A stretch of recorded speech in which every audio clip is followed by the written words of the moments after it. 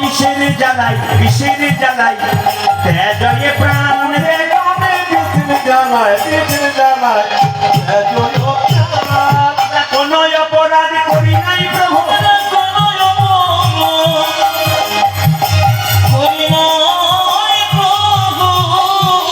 কোন অপরাধ করি নাই প্রভু কোন অপরাধ করি নাই প্রভু বিষের জ্বালাই প্রাণ হারালাম কোন অপরাধ করি নাই প্রভু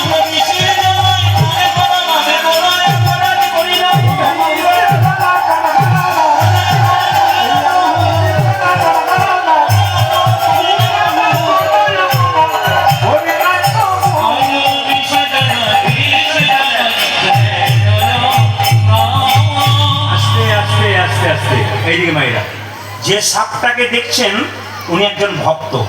কালিয়ানাগ কেন বিষ ঢালতে শুরু করলো? ওই পথ দিয়ে কোনো পশু পাখি বেরিয়ে গেলে মরে যাচ্ছে, মরবার আগে ভগবানকে ডাকছে। মানে কালিয়ানাগ দেখুন কুরুক্ষেত্রে যুদ্ধে কৃষ্ণ জয়লাভ করার পর সবাইকে সবকিছু দিয়েছিল, কালিয়ানাগ কেঁদে কেঁদে বলেছিল আমাকে দাও, কি এখান থেকে মুক্তি দাও। ভগবান কোনো কথা শুনে নাই। তখন কালিয়ানাগ মনে মনে ভাবলো তোমার সঙ্গে প্রেম করে তোমাকে না পেলে তোমার সঙ্গে শত্রুতা আরম্ভ করে দেবো। কালিয়ানাগ কি করলো? এমন বিষ ঢালতে শুরু করলো ওই পথ দিয়ে পশু পাখি পেরিয়ে গেলে কেঁদে কেঁদে বলে হে প্রভু, বৃন্দাবনের জল পান করি, নদীর গাছের ফল খাই, আর তোমার গুণগান গাই, এত কষ্ট কেন?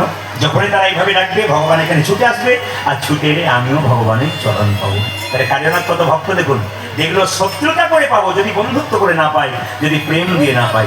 তাই কি করলেন ভগবান শ্রীকৃষ্ণ দেখলো ভক্তগণ কাঁদছে, কালিয়ানাগের যন্ত্রণায় ছটপট ছটপট করছে বিষের জ্বালায়। মায়েরা ভক্ত যদি কষ্ট পায় ভগবান ছুটে আসে, এটা প্রমাণ।